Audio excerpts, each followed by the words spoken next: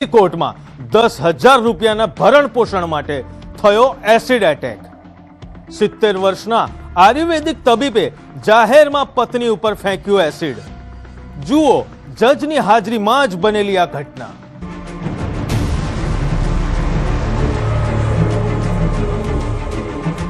સુરતની ફેમિલી કોર્ટમાં મચી ગઈ ભગદડ। એક તબીબના એસિડ અટેકથી વકીલોમાં ડરનો માહોલ। જી હા, એક તબીબે કર્યો એસિડ અટેક। ઘટના કંઈક એવી સર્જાઈ કે તબીબ પોતાની જાતને રોકી શક્યા નહીં। જો કે ઘરેથી આવ્યા ત્યારે જ નક્કી હશે કે આજે કોર્ટમાં એસિડથી હુમલો કરવાનો છે, એ પણ ખુદની પત્ની પર। તબીબનો કોર્ટમાં કેસ ચાલતો હતો। જજની સામે પતિ પત્નીની પેશી હતી। તમામ વકીલો દલીલોમાં હતા। તેવામાં અચાનક તબીબે કાઢ્યું એસિડ અને લોકો કંઈ સમજે તે પહેલા જ કરી નાખ્યો પત્ની પર હુમલો। સુરત જિલ્લા સેવા સદનના એ બ્લોકમાં આવેલા 5મા માળે આજે કાળજુ કંપાવનારી ઘટના બની હતી। ફેમિલી કોર્ટમાં જ્યારે ભરણ પોષણના કેસની કાર્યવાહી ચાલી રહી હતી ત્યારે 75 વર્ષીય આયુર્વેદિક ડોક્ટરે પોતાની 61 વર્ષીય પત્ની પર અચાનક એસિડ ફેંકી દીધું હતું। જજની સામે જ બનેલી ઘટનાને પગલે કોર્ટરૂમમાં નાસભાગ મચી ગઈ હતી અને વકીલો સહિતના પક્ષકારો સ્તબ્ધ થઈ ગયા હતા। એસિડ સીધું મહિલાના માથા અને ચહેરાના ભાગે પડતા તેમને ગંભીર ઈજાઓ પહોંચી હતી। મહિલાના વકીલના જણાવ્યા પ્રમાણે એસિડના કારણે મહિલાની આંખ ડેમેજ થઈ છે અને તેમની હાલત નાજુક છે।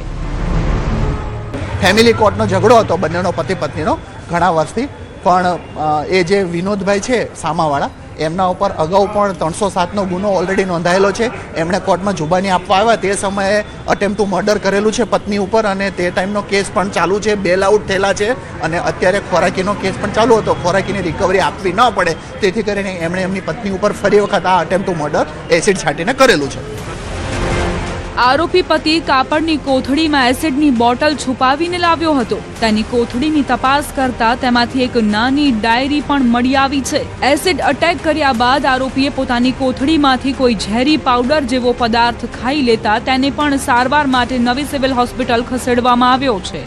અગાઉ પણ પતિએ તેની પત્ની પર ચપ્પુથી હુમલો કર્યો હતો। પતિ પોતે એક આયુર્વેદિક ડોક્ટર છે। આ ઝઘડાની શરૂઆત 8 થી 10 વર્ષ પહેલા પતિ પત્ની વચ્ચે થઈ હતી, જે હવે કોર્ટ સુધી પહોંચી છે।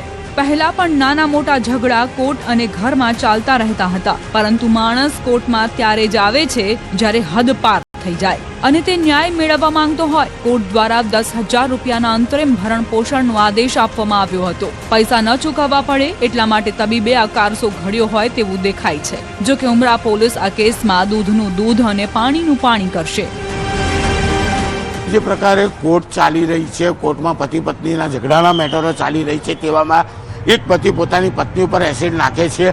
પત્નીને તો મારી નાખવાનો પ્રયાસ કરે છે, પણ આજુબાજુમાં બેઠેલા લોકોને પણ નાની મોટી ઈજા થાય છે, કારણ કે આ ફેમિલી કોર્ટ છે અને પતિ પત્નીના ઝઘડા દરરોજ આવતા હોય છે। કહી શકાય કે અસંખ્ય વકીલો છે, જજ છે, તેની સામે આ ઘટના બની છે, તેને લઈને ચોક્કસ હવે પોતાની સુરક્ષાને લઈને સવાલો ઊભા થયા છે। વકીલો દ્વારા આ બાબતે વિરોધ કરવામાં આવી રહ્યો છે, કારણ કે બે વ્યક્તિઓનો ઝઘડો કોર્ટમાં પહોંચે છે, વકીલો અને જજ એ બાબતે ચર્ચા કરતા હોય છે, ત્યારે એક પુરુષ પોતાની પત્ની ઉપર એસિડ નાખે છે, પોતે ઝેરી દવા પીને આપઘાત કરે છે। એટલે ચોક્કસ કોર્ટમાં આવતા તમામ લોકોની હવે તપાસ થાય તેવી પણ માંગ વકીલો દ્વારા ઉઠી છે।